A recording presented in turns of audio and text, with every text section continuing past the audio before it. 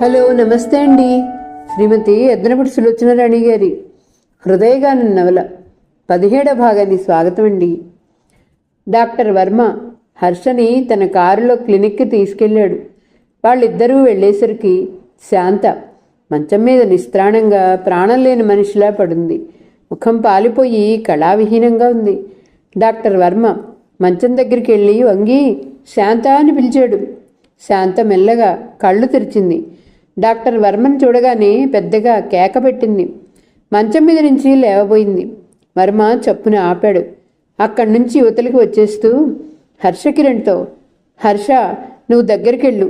నువ్వు ప్రేమగా పలకరిస్తే, నిన్ను చూస్తే గాని శాంత మామూలు మనిషి అవదు. బెదిరిపోయిన మనసుకి ధైర్యం రాదు అన్నాడు. హర్షకిరణ్ మంచం దగ్గరికి వెళ్ళాడు. శాంతని అలా చూస్తుంటే అతని గుండెల్లోంచి దుఃఖపు తెరలు తన్నుకుంటూ అతని గొంతులోకి కళ్ళల్లోకి ఎగసిపడుతూ వచ్చేస్తుంది. అతను ఎంతో ప్రయత్నం మీద కళ్ళల్లోకి నీళ్లు రాకుండా బిగబట్టుకున్నాడు. శాంత, లాలనగా పిలిచాడు. శాంత కళ్ళు తెరిచింది. ఆ చూపులు అయోమయంగా ఉన్నాయి. శాంత మళ్ళీ పిలిచాడు. శాంత అతని వైపు వెర్రిగా చూస్తుంది. మరుక్షణంలో ఆ గది దద్దరిల్లేట్టు కేక పెట్టింది. వద్దు వద్దు, మీకు దండం పెడతాను. చేతులు జోడిస్తూ లేచి మంచం దిగి పారిపోబోయింది. హర్షకిరణ్ పట్టుకున్నాడు. శాంత మూర్ఛపోయింది. డాక్టర్ వచ్చి శాంతకి ఇంజెక్షన్ ఇచ్చి మంచంపై పడుకోబెట్టాడు. హర్షకిరణ్ వర్మ గదిలో నుంచి యువతలకొచ్చారు. శాంత చాలా బెదిరిపోయింది. మగవాళ్ళని చూస్తేనే వణికిపోతుంది. నిన్ను చూసి కూడా ఆమె శాంతించలేకపోతుంది. శాంత కోలుకునే వరకు ఎవరైనా ఆడవాళ్ళని తన దగ్గర ఉంచటం ఎంతో అవసరం. శాంత దగ్గర ఈ విషయం ఎవ్వరూ పొరపాటుగా కూడా ఎత్తకూడదు. అసలు శాంతకి ఏదీ జరగలేదని, అదంతా ఆమె భ్రమ అని మనం కల్పన చేసి చెప్పాలి అన్నాడు. హర్షకిరణ్ తల ఊపాడు. మనం కాస్త జాగ్రత్తగా ఎంక్వైరీ చేస్తే శాంతని ఈ అమానుషానికి గురిచేసిన వ్యక్తులెవరో తెలియకపోదు. హర్షకిరణ్ అక్కడి నుంచి వెళ్ళాడు. అర్ధరాత్రి వేళ తలుపు తట్టిన శబ్దమైంది. కలత నిద్రలో మంచం మీద మెదులుతున్న మృదుల లేచొచ్చి తలుపు తీసింది. ఎదురుగా హర్షకిరణ్ నిలబడున్నాడు. అతన్ని చూడగానే మృదుల తెల్లబోయింది. మీరా? తలుపు తెరవగానే అతను ఏం మాట్లాడలేదు. లోపలికి వచ్చి అక్కడున్న కుర్చీలో కూలబడ్డాడు. శాంత ఇంటికొచ్చిందా అడిగింది. అతను చెప్పలేక చెప్తున్నట్టుగా క్లుప్తంగా జరిగిందంతా చెప్పాడు. మృదుల నిలువున నీరైనట్టు నిలబడింది. శాంత మగవాళ్ళని చూస్తే అరుస్తుంది. చివరికి నన్ను చూసినా సేద తీరటం లేదు. డాక్టర్ వర్మ శాంత దగ్గర ఎవరైనా ఆడవాళ్ళు ఉండాలని చెప్పాడు. నాకు తెలిసినంత వరకు కిందికి చూస్తూ చెబుతున్న అతను ఆగిపోయాడు. మృదులకు అర్థమైంది. మారు మాట్లాడకుండా వెళ్ళి తలుపులు మూసి తాళం వేసొచ్చి పదండి అంటూ అతనితో బయలుదేరింది. హర్షకిరణ్ స్కూటర్ మీద మృదుల వెళ్తుంది. సెకండ్ షో సినిమా చూసొస్తున్న ఆనంద్ వీళ్ళని చూశాడు. స్కూటర్ మీద హర్షకిరణ్ భుజం మీద చెయ్యి వేసి కూర్చున్న మృదుల అతని కంటికి చాలా విలాసంగా సంతోషంగా ఉన్నట్టుగా కనిపించింది. ఆ ఇద్దరిని ఆ వేళలో అలా చూడగానే అతని మనసులో ఈర్ష్యాగ్ని భగ్గుమని మండింది. హర్షకిరణ్తో మృదుల చనువును గురించి అతను బాగానే విన్నాడు. కానీ చనువు ఈ అర్ధరాత్రి వేళ స్కూటర్ ఎక్కి అతనితో షికార్లు కొట్టే వరకు ముందుకొచ్చిందని అతను ఊహించలేదు. ఎక్కడికి తీసుకెళ్తూ ఉండి ఉంటాడు? ఇంకెక్కడికి? అతని ఇంటికే అయి ఉంటుంది.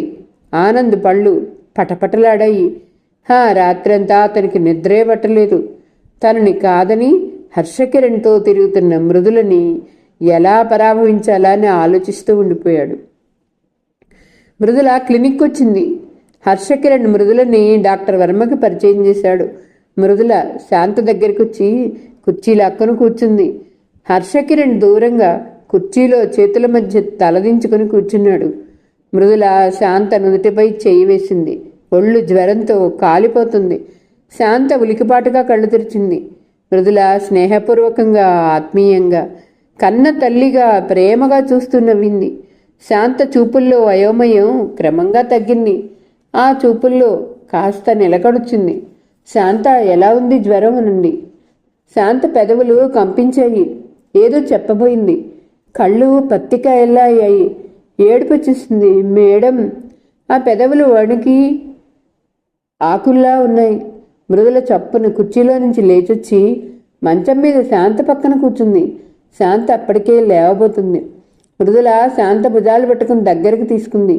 గుండెలకి హత్తుకుంది. శాంత ఏడ్చేస్తుంది. చూడు శాంత, జ్వరం వస్తే ఇంతలా భయపడటం ఏమీ బాగాలేదు. పీడకలేమైనా వచ్చిందా అంది. పీడకలా? నోటిలో నుంచి మాట్లాడుతున్నట్టుగా అంది శాంత. అవును, నిద్రలో ఒకటే కలవరింతలు. నిన్నుంచి నీకు జ్వరంగా ఉంది. ఒంటి మీద స్పృహ లేదు. డాక్టర్ గారి దగ్గర తెచ్చాం. అన్నయ్య నేను ఇక్కడే కూర్చున్నాం. ఏడుస్తున్న శాంత కాస్త శాంతించింది. కళ అంది అస్పష్టంగా. అవును, కలే. ఒకటే అరుపులు. హాస్పిటల్ దద్దరిల్లిపోయిందనుకో. శాంత మౌనంగా ఉండిపోయింది. బాగా భయంకరమైన కల వచ్చిందా? అవును, ఎవరో నన్ను. వణికిపోతున్న శాంత మృదులని బల్లిలా అంటుకుపోయింది. హర్షకిరణ్ చప్పున ఆ మాటలు విని భరించలేనట్టు అక్కడి నుంచి లేచి వెళ్ళిపోయాడు. భయంకరమైన కలలు ఒక్కోసారి అలాగే అచ్చు జరిగినట్టే ఉంటాయి. అమ్మా, ఎన్నాళ్ళకో గానీ మర్చిపోలేం. నువ్వు నిద్రపోవడానికి ప్రయత్నించు. అనవసరంగా కంగారు పడకు. అన్నయ్య నీ జ్వరం చూసి బెంబేలెత్తిపోతున్నారు అనునయంగా శాంత తల నిమురుతూ అంది. శాంత తలెత్తి చూసింది. అన్నయ్య ఎక్కడా? ఇక్కడే ఉన్నారు. మృదుల పిలిచింది. హర్షకిరణ్ లోపలికి వచ్చాడు. అన్నయ్య అంది శాంత. ఆ కళ్ళల్లో నిద్రమత్తు కాని భావం, అలసట, విభ్రాంతి ఉన్నాయి. శాంత అతి కష్టం మీద అతని కంఠం పెకిలించుకొని వచ్చింది. మేడం చెప్పారు. నేను చాలా అరిచానా? నాకు భయం వేసింది. హర్షకి ఆ క్షణంలో శాంతని దగ్గరకు తీసుకుని గుండెల్లో కిముడ్చుకొని భయం లేదమ్మా అని చెప్పాలనిపించింది. కానీ నిగ్రహించుకున్నాడు. ఏమి జరగనట్టే ప్రయత్నించడానికి అతను ప్రయత్నిస్తున్నాడు. ఇంటికి వెళ్ళిపోదాం అన్నయ్య అంది శాంత. అలాగే తల్లి అన్నాడు అతను. మరో అరగంటలో వర్మ వాళ్ళ ముగ్గురిని కారులో తీసుకొచ్చి ఇంటి దగ్గర దింపాడు. శాంత పడుకుంది. వర్మ ఇచ్చిన ఇంజెక్షన్ పనిచేయటంతో త్వరగా నిద్రపోయింది. మృదుల పక్కన కూర్చుంది. హర్షకిరణ్ చేతులు కట్టుకుని కిటికీ దగ్గర నిలబడి బయటికి చూస్తున్నాడు. అతని మనసంతా చిక్కటి చీకటి తెరల మధ్య నివిడిపోయినట్లుగా ఉంది. శాంతకి జరిగిన ఈ దారుణానికి అతని మనసు తట్టుకోలేకపోతుంది. మంచం మీద నిద్రపోతున్న శాంతను చూస్తుంటే మృదుల కళ్ళలో నీళ్లు ఉబికి వస్తున్నాయి. విషకీటకం కాటు వేసిన నాజూకైన పువ్వులా కమిలిపోయి ఉంది శాంత. ఈమెలోని ముగ్ధత్వం వాడిపోయింది. రేపో మాపోను సిగ్గులతో కోటి కలలతో అత్తవారింటికి నవ వధువులా వెళ్లాల్సిన శాంత మతిలేని దానిలా రెక్కలు విరిగిన పిట్ట నేల మీద వాలినట్టుగా మంచంపై పడుంది. ఒక్క 4-5 గంటల్లో ఎంత మార్పు! ఆమెకి ఎంత భయంకరమైన అనుభవం! ఈ అనుభవం నుంచి శాంత కోలుకునేసరికి ఎన్ని రోజులు పడుతుందో అనిపించసాగింది. శాంత నిద్రపోయిందని నిశ్చయంగా తెలుసుకున్న తర్వాత మృదుల లేచి హర్షకిరణ్ దగ్గరకు వచ్చింది. మీరు కాసేపు నిద్రపోండి. నిద్ర నాకిక జన్మలో కంటిపై కునుకొస్తుందా మృదులకి అతని మనసు అర్థమైంది. అనునయంగా చెప్పింది. చూడండి, జీవితంలో అంతా సాఫీగా జరుగుతున్నప్పుడు మనం ఎదురు తిరిగి పోరాడేది ఏమీ ఉండదు. ఏదైనా జరగరాని జరిగినప్పుడే మనిషిలో ఎంత ఆత్మస్థైర్యం ఉంటుందో తెలుస్తుంది. శాంత జీవితంలో జరగరాని జరిగింది. మనం విచారపడుతూ కుంగిపోయినట్టు కూర్చుంటే అది మాసిపోదు కదా. పైనుంచి శాంతకి ఇంకా అది గుర్తు చేసినట్టు అవుతుంది. మనం ఏమీ ఎరగనట్టు ప్రవర్తిస్తే ఆమె త్వరగా మర్చిపోతుంది. దానికోసం మనం ప్రయత్నించాలి. నాకు తెలుసు మృదుల, కానీ అతని చేతిలో ముఖం దాచుకున్నాడు. నా వెన్నెముక విరిగినట్టే అనిపిస్తుంది. రేపు పెళ్లి వాళ్ళు వస్తే ఏం చెప్పను? మనం ముందు శాంతని గురించి ఆలోచించాలి అంది మృదుల. అవును, నిజమే అన్నాడు అతను దిగజారిపోతున్న ధైర్యం ఏదో కూడగట్టుకున్నట్టుగా అయింది. ఈ క్షణంలో మృదుల ఇలా పక్కన లేకపోయినట్టయితే ఏమైపోయేవాడో అతను. ఉదయం 10 గంటల వేళ. హర్షకిరణ్ కాఫీ తాగి కుర్చీలో కూర్చున్నాడు. గడియారం చూసి అటూ ఇటూ తిరుగుతున్న మృదులతో, మృదుల, నీ కాలేజీకి టైం అయింది అంటూ హెచ్చరించాడు. మృదుల ఇంకా స్నానం చేయలేదు, జడా వేసుకోలేదు. నేను కాలేజీకి వెళ్ళటం లేదు. ఇదిగోండి లీవ్ లెటర్ రాస్తాను, మీరు కాస్త తీసుకెళ్ళి కాలేజీలో ఇచ్చేసేయండి అంది. లీవ్ లెటరా అన్నాడు. అవును, ప్రస్తుతానికి ఒక 4 రోజులు పెట్టాను, తర్వాత శాంత పరిస్థితిని బట్టి చూస్తానంది. అతని కళ్ళల్లో కృతజ్ఞత కనిపించింది. మృదుల శాంత గదిలోకి వెళ్ళబోతూ ఆగి అంది. చూడండి, మీరిలా గడ్డం చేసుకోకుండా దిగాలుగా కూర్చుంటే మిమ్మల్ని చూస్తే ఎవరికైనా ఈ ఇంట్లో ఏదో జరగరాంది జరిగిందని తెలుస్తుంది. మీరు మామూలుగా ఉండి మీ పనులు చేసుకుంటుంటే ఇరుగు పొరుగు ఎవరికి ఎలాంటి అనుమానం రాదు అని వెళ్ళిపోయింది. అవును, మృదుల చెప్పింది నిజమే. ఈ గుండెల్లో మండుతున్న మంట ఎవరికీ తెలియకూడదు. అసలేమీ జరగనట్టే ఉండాలి. తాను దిగులు పడకూడదు. శాంత పట్ల ఈ దారుణ కృత్యం చేసిన రాక్షసులెవరో ఆరా తీసి వాళ్ళని నరికి ఎండేయాలనుకున్నాడు. శాంతకి మెలకు వచ్చింది. మృదుల ముఖం కడిగించి కాఫీ ఇచ్చింది. థర్మామీటర్ తెచ్చి జ్వరం చూసింది. నార్మల్ ఉంది అని మృదుల. నార్మల్గా ఉందా? అయితే జ్వరం తగ్గిందన్నమాట. అయినా నా ఒళ్ళు ఇలా పచ్చిపుండులా ఉందేమిటి అనుకుంది. ఏమిటి శాంత ఆలోచిస్తున్నావు అంది మృదుల. ఏం లేదు మేడం. జడవేనా? మృదులొచ్చి శాంత జడవిప్పి చిక్కు తీసింది. అద్దం ఇవ్వండి మేడం. వద్దులేమ్మా, జ్వరం వచ్చిన వాళ్ళు చిక్కిన మొహాన్ని అద్దంలో చూడకూడదుట. నువ్వు బట్టలు మార్చుకో అంటూ జుట్టు దువ్వసాగింది. హర్షకిరణ్ స్నానం చేసి తయారై బయటికెళ్ళబోతూ, మృదుల లీవ్ లెటర్ ఏది అన్నాడు. వస్తున్నా అంటూ శాంతను వదిలెళ్ళింది. శాంత మంచం మీద నుంచి దిగి చీర జాకెట్టు మార్చుకోవటానికి చీర తీసుకుంది. జాకెట్టు విప్పి జాకెట్ తొడుక్కోపోతున్న శాంతకి వక్షస్థలం మీద, భుజాల మీద గాయాలు కనిపించాయి. అర్థం కాలేదు. వాటిని సరిగ్గా చూడటానికి అక్కడ కాస్త దూరంలో ఉన్న డ్రెస్సింగ్ టేబుల్ దగ్గరకు వచ్చింది. ఎదురుగా ఉన్న నిలువుటద్దంలో తనను తాను చూసుకోగానే శాంత బొమ్మలా అయింది. ముఖం నిండా ఘాట్లు, వక్షస్థలం, భుజాలు అన్నీ గాయాలే. తనకిన్ని గాయాలు ఎలా అయినాయి? జ్వరమే అయితే ఈ ప్రమాదం ఎలా వచ్చింది? శాంత కళ్ళు క్రమంగా ఏదో గుర్తుకొస్తున్నట్లుగా పెద్దగా పత్తికాయల్లా అయ్యాయి ఆ కళ్ళు. ఆ క్షణంలో భయాందోళనలు సముద్రాల్లా మారాయి. శాంతకి ఆ రూపం చూస్తుంటే భయం వేసింది. అక్కడున్న ఇత్తడి ఫ్లవర్ వాజ్ తీసుకుని బలంగా అద్దానికేసి విసిరి కొట్టింది. డ్రెస్సింగ్ టేబుల్ అద్దం భళ్ళున పగిలి 1000 ముక్కలయ్యి ఖణేల్ ఖణేల్ మనే శబ్దంతో నేల రాలింది. బయటికెళ్ళబోతున్న హర్షకిరణ్ ఈ శబ్దం వినగానే తిరిగి చూశాడు. అప్పటికే మృదుల అక్కడి నుంచి శాంత గదిలోకి పరిగెడుతుంది. అతను కూడా వెంటనే పరుగునొచ్చాడు. ఇద్దరూ వచ్చేసరికి శాంతి గది మధ్యన నిలబడి ఫ్లవర్ వ్యాజ్తో తల బాదుకుంటుంది. శాంత, శాంత మృదుల పిలిచింది. శాంత. హర్షకిరణ్ ఒక్క అంగలో వచ్చి శాంతని పట్టుకొని చేతుల్లో నుంచి ఆ ఫ్లవర్ వ్యాజ్ లాక్కొని విసిరవతలకేశాడు. వాళ్ళు రావటం ఇంకా 2 నిమిషాలు ఆలస్యం అయి ఉంటే శాంత తల పగిలిపోయి ఉండేది. త్వరగా వర్మగారిని పిలవండి. నుదురు తెగి నెత్తురు కాల్వలు కడుతున్న శాంత తలని పట్టుకుంటూ అంది మృదుల. హర్షకిరణ్ పరిగెత్తాడు. నాకు జ్వరం కాదు, అబద్ధం చెప్పారు. నన్ను ఆ రాక్షసులు. వాళ్ళెవరు శాంత అడిగింది మృదుల. శాంత చెప్పలేదు. దిండులో తలదూర్చుకొని హృదయ విదారకంగా ఏడవసాగింది. డాక్టర్ వర్మ వచ్చాడు.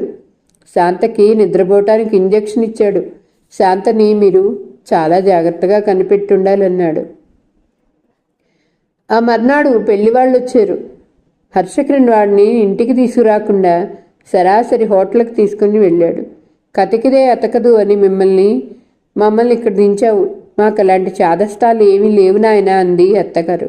హర్షకిరణ్ శాంతకి బాగా జ్వరంగా ఉందని తాంబూలాలు తీసుకోవటం వీలు కాదని చెప్పాడు. అయ్యో, ఇంత దూరం వచ్చాం, ఒక్క 5 నిమిషాలు పిల్ల కూర్చుంటే ఈ పని అయిపోతుందిగా అన్నాడు తండ్రి. జ్వరం చాలా ఉందండి. మూసిన కన్ను తెరవలేదు. టెలిగ్రామ్ ఇచ్చినా మీకు అందేసరికి మీరు బయలుదేరి ఉంటారు అన్నాడు హర్ష. పోనీ రేపు? కుదరదండి. ఆ తర్వాత నేను ఉత్తరం రాస్తాను. సరే, ఏం చేస్తాం? మేము వచ్చిన వేళ బాగాలేదు అంతే. సరే పద, పిల్లని ఒకసారి చూసి మధ్యాహ్నం ట్రైన్కి వెళ్ళిపోతాం. శాంతకి చాలా జ్వరంగా ఉందండి. జ్వరంగా ఉంటేనేమయ్యా మేము వచ్చేది పిల్లని ఊరికే చూడటానికే, తాంబూలాలు తీసుకోవటానికి కాదు. హర్షకిరణ్కి వాళ్ళకేం చెప్పాలో తెలియలేదు. శాంతని చూడటానికి కుదరదండి అన్నాడు. కుదరదా? ఎందుకని? వీలు కాదు. అదేంటయ్యా, ఆయన ఏదో అనబోయాడు. మీకు సిగ్గులేదా? అతను కాదు అంటే ప్రాధేయపడతారా మీరు? ఇప్పుడు చూడకపోతే ఏమవుతుంది? పిల్లాడి తల్లి అరిచింది. ఆవిడకి ఇది చాలా అవమానంగా అనిపించింది. కోపం వచ్చేసింది. ఏమో, ఒకసారి వచ్చాం, కుదరలేదు. మళ్ళీ మేము వస్తామో రామో మాకే తెలియదు అనేసింది. హర్షకిరణ్ అమ్మయ్య అన్నట్టు చూశాడు. వస్తానండి, అతను వెళ్ళిపోయాడు. అలా పోతాడేంటి? కాస్తైనా బతిమాలకుండా అంది ఆవిడ ఇంకా కోపంగా. అదే నాకు అర్థం కావట్లేదే అన్నాడు ఆయన ఆశ్చర్యంగా. శాంత ఊరి నుంచి పెళ్లివారు వచ్చి వెళ్ళిపోయారని ఇరుగు పొరుగుకి తెలిసిపోయింది. శాంతకి ఏమైంది? ఇంట్లో నుంచి అసలు బయటికి రావట్లేదు. ఆ మృదుల కాలేజీ కూడా మానేసి వాళ్ళింట్లోనే ఉంటుందేమిటి?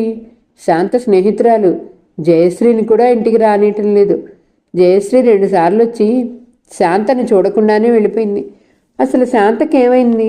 చెల్లెలకి అంత సుస్థిగా ఉంటే ఆ హర్షకిరణ్ అలా బయటలా తిరగలుగుతున్నాడు. ఇదంతా ఏదో కుంభకోణంలా ఉంది అంటూ గుసగుసలాడసాగారు. కాలేజీ స్టాఫ్ రూమ్లో కూడా ఇదొక చర్చనీయాంశం అయిపోయింది. ఆనంద్ మృదుల ఇంటామే అయినా జయశ్రీ మా అమ్మగారి దగ్గరికి వచ్చి శాంత జ్వరం అంతా నాటకం, శాంత కులాసాగా ఉందని ఆ మిషతో మృదుల వాళ్ళ ఇంట్లో ఉండి హర్షకిరణ్తో శృంగారం జరుపుతుందని చెప్పాడు. ఆవిడ అయ్యో అయ్యో అంటూ బొగ్గలు నొక్కుంది. ఆవిడ ఇంట్లో ఉండకపోతే ఇల్లు తక్షణం ఖాళీ చేయమని మృదులకు కబురు చేసింది. మృదుల గదిలోకి వచ్చింది. శాంత దిండులో తలదూర్చి వెక్కి వెక్కి ఏడుస్తుంది.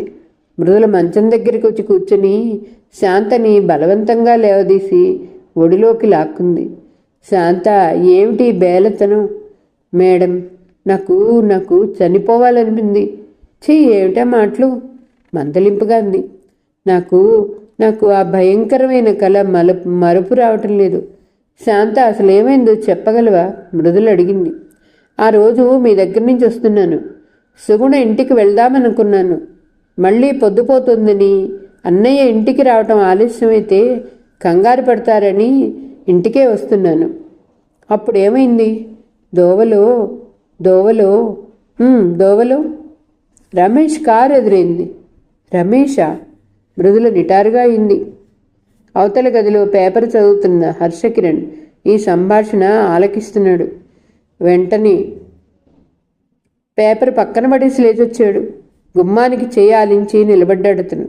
మృదుల అతన్ని చూడగానే చప్పుడు చేయొద్దన్నట్టు నోటి మీద చూపుడు వేలించుకొని చూపించింది.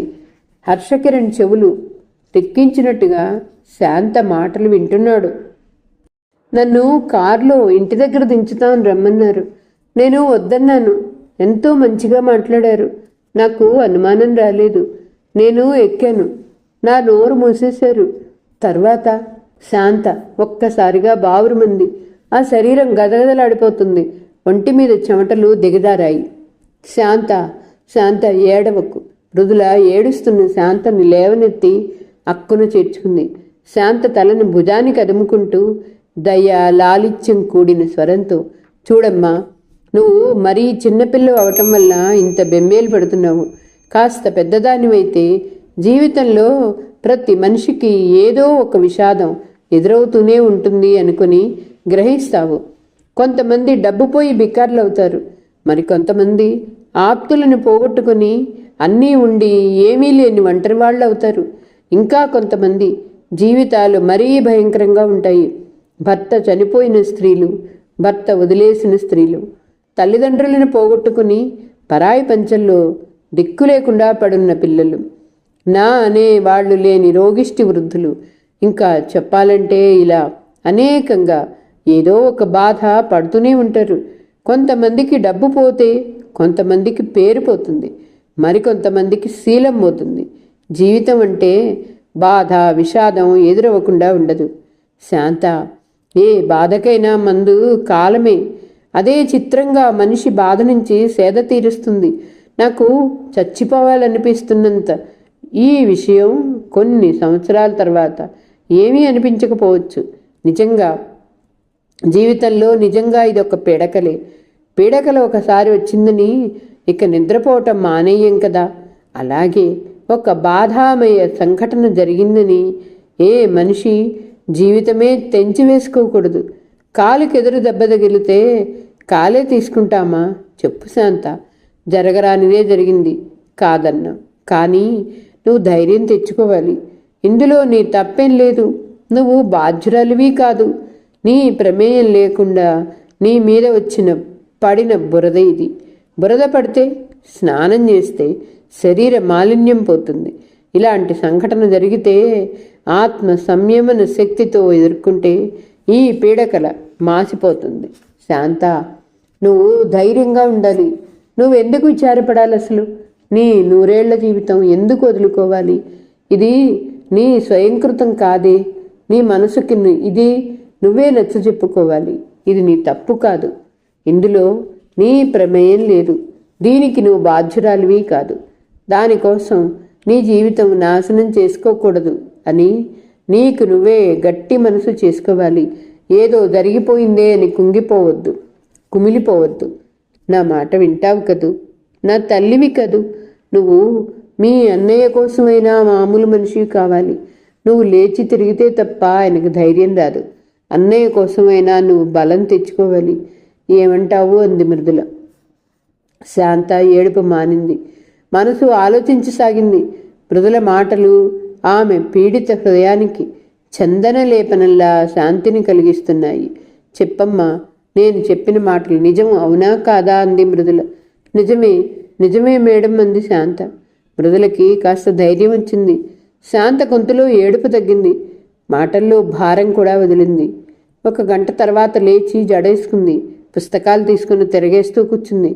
శాంత లేచి మొహం కడుక్కోవటానికి వెళ్ళగానే మృదుల సంతోషాతిశయాలతో హర్షకిరణ్ గదిలోకి పరిగెత్తుకొచ్చింది. అక్కడ అతను లేడు. ఇల్లంతా కలయి చూసింది, కనిపించలేదు. నౌకరు కుర్రాడిని అయ్యగారేరి అని అడిగింది. ఏమోనమ్మా, తెలీదు. ఇందాక స్కూటర్ మీద వెళ్ళారు, వచ్చారో లేదో మరి అన్నాడు. మృదుల సాలోచనగా నిలబడిపోయింది. సాధారణంగా తన ఇంట్లోంచి వెళ్తుంటే పని మీద ఎక్కడికి వెళ్తున్నాడో, మళ్ళీ ఎంతసేపటికి తిరిగి వస్తాడో చెప్పెళ్తాడు. అంత హఠాత్తుగా చెప్పకుండా ఎక్కడికి వెళ్ళాడు? మృదులకు అంతుపట్టలేదు. 1 గంట తర్వాత కారు శబ్దమైంది. డాక్టర్ వర్మ వచ్చాడు. అతని వెంట రమేష్ ఉన్నాడు. అతని తలకి గాయమైంది, కట్టుకట్టుంది. ఏమైంది? ఆ దెబ్బేంటి? మృదుల ఆతృతగా ఎదురొస్తూ అడిగింది. చూడమ్మా ఇతని ఆవేశం. శాంతని కారులో తీసుకెళ్ళింది రమేష్ వాళ్ళని తెలిసిందిట. సరాసరి వెళ్ళి రమేష్ని చావబాదాడు. ఆ సమయానికి నేను అటు వెళ్ళబట్టి అడ్డుపడి లాగేశాను. లేకపోతే రమేష్ని చంపే ఉండేవాడు. పోలీస్ రిపోర్ట్ ఇచ్చి రమేష్ని అరెస్ట్ చేయిస్తానని వెళ్తుంటే నేనే వారించాను. రిపోర్ట్ ఇవ్వటం వల్ల శాంత జీవితం అల్లరిపాలు కావటం మినహా ఏమీ జరగదు. అవును, నేను కూడా అదే అనుకుంటున్నాను. మనం శాంతకిది మరిపించాలి కానీ మరింత గుర్తు చేయకూడదు అంది మృదుల. మృదుల వర్మ హర్షకిరణ్కి నచ్చ చెప్పి శాంతపరిచేసరికి తాతలు దిగొచ్చారు. అతను నిస్సహాయిలా చూస్తూ, శాంతకి ఇంత అన్యాయం చేసిన వాళ్ళని వదిలేయటమా అన్నాడు. ఏం చేస్తావు చెప్పు. ఒక్కోసారి మనిషి అలా రాజీ పడక తప్పదు. అది మన మంచి కోసమే అనుకోవాలి అన్నాడు వర్మ. ఏమిటి ఘోరం? రమేష్ని ఒక మనిషి పట్టపగలు హోటల్లో పట్టుకుని ఇలా చావబాదటమా? మీరంతా చూస్తూ ఊరుకుంటారా? మీరు మనుషులేనా? మీకు సిగ్గుందా? మీరు రమేష్ ఫ్రెండ్స్ అని చెప్పుకోవటానికి సిగ్గుపడాలి. ఆ హర్షకిరణ్కి ఎంత ధైర్యం? రమేష్ అసలు ఏం తప్పు చేశాడని? మీరు గాజులు తొడిగించుకున్న వాళ్ళ చూస్తూ కూర్చున్నారన్నమాట. ఆనంద్ అరుస్తూ అన్నాడు. రమేష్ని హోటల్లో స్నేహితులతో కలిసి కూర్చొని కాఫీ తాగుతుండగా సరాసరి హర్షకిరణ్ వచ్చి అతన్ని షర్టు లేపి ఎడాపెడా చెంపలు వాయించాడు. భుజాల మీద పిడికిలి బిగించి గుద్దాడు. హోటల్ యాజమాన్యం పరుగునొచ్చారు. అక్కడే కూర్చుని కాఫీ తాగుతున్న వర్మ ఈ గలాటా ఏమిటని వచ్చి చూడబోయి అక్కడ హర్షకిరణ్ని చూసి చప్పున వచ్చి అతని చేతుల్లో నుంచి రమేష్ని విడిపించాడు. హర్షానికి మతుందా? ఏమిటిదంతా అంటూ ఎర్రబడిన కళ్ళతో నిప్పులు కక్కుతున్న అగ్నిగోణంలా ఉన్న హర్షకిరణ్ని వర్మ బలవంతంగా అక్కడి నుంచి లాక్కుపోయాడు. విస్సు, సీను నోట మాట రానివాళ్ళులా నిలబడిపోయారు. రమేష్ని ఇంటికి తీసుకెళ్లారు. అక్కడ ఆనంద్ కూర్చొని ఆయనతో మాట్లాడుతున్నాడు. జరిగిందంతా వినగానే ఆనంద్ మండిపడ్డాడు విస్సుని చూస్తూ. మీకు రోషం ఉంటే, దమ్ముంటే రమేష్ డబ్బు ఇన్నాళ్ళు సొంత డబ్బులా తిన్నామని కృతజ్ఞత ఉంటే వెళ్ళండి, వెళ్ళి వాడి ఇల్లు తగలబెట్టిరండి, చూస్తూ దద్దమ్మల్లా కూర్చోకండి అంటూ ఆవేశపడ్డాడు. కొడుకుని అన్ని దెబ్బలతో చూస్తే గజపతిరాజు గారి కళ్ళ వెంట నీళ్లొచ్చేశాయి. ఆయన పితృహృదయం తల్లడిల్లిపోయింది. అప్పటికప్పుడు డాక్టర్ని పిలిపించి గాయాలకు మందు రాయించి కట్లు కట్టించాడు. ఆనంద్ విస్సు వాళ్ళ మీద అరుస్తుంటే గజపతిరాజు గారు అతన్ని శాంతపరుస్తూ, ఆనంద్, తొందరపడకు, అసలు ఏమైందో ఏమిటో. హర్షకిరణ్ అలా తొందరపడి చెయ్యి చేసుకునే మనిషి కాదు. అసలు సంగతి ఏమిటో తెలుసుకోవాలి. నా కొడుకును కొట్టిన వాడిని నేను వదులుతానా? మనం కూడా ఆవేశపడితే విషయం ఇంకా విషమిస్తుందన్నాడు. ఆయన పెద్దవాడు. రమేష్ మీద హర్షకిరణ్ ఉచితానుచితాలు మర్చిపోయి అంత ఆవేశంగా చెయ్యి చేసుకున్నాడంటే తప్పకుండా రమేష్ వల్ల ఏదో జరగరానిది జరిగే ఉంటుంది. ఏదైనా హర్షకిరణ్ వచ్చి తనకు ఫిర్యాదు చేసుంటే బాగుండేది. పిల్లాడిని ఇలా కొట్టడం ఏం బాగాలేదనుకున్నాడు. ఆనంద్, విస్సు, రంగా, సీను, వాసు బయటకొచ్చారు. ఆనంద్ నిరసనగా, ఆ ముసలాయన అలాగే చెప్తుంటాడు, మీకు రోషం ఉంటే మీ ఫ్రెండ్కి జరిగిన అవమానానికి ప్రతీకారం తీర్చుకోండి అన్నాడు. అసలు దీనికి అంతటికీ కారణం ఆ మృదుల, ఆమె మూలంగానే ఇన్ని తిప్పలు అని కూడా అన్నాడు. మేం ప్రతీకారం తీర్చుకొని తీరతాం అన్నాడు విస్సు. ఆనంద్ అతని భుజం ప్రశంసాపూర్వకంగా తట్టాడు. అయితే నువ్వు రమేష్కి నిజమైన ఫ్రెండ్వి అన్నాడు. ఈరోజు కథ ఇంతటితో సమాప్తమండి. మరలా తర్వాయి భాగంతో కలుద్దామండి. నా కథ మీకు నచ్చితే please like, share, subscribe and comment. ఉంటానండి. పద్మావతి చావలి.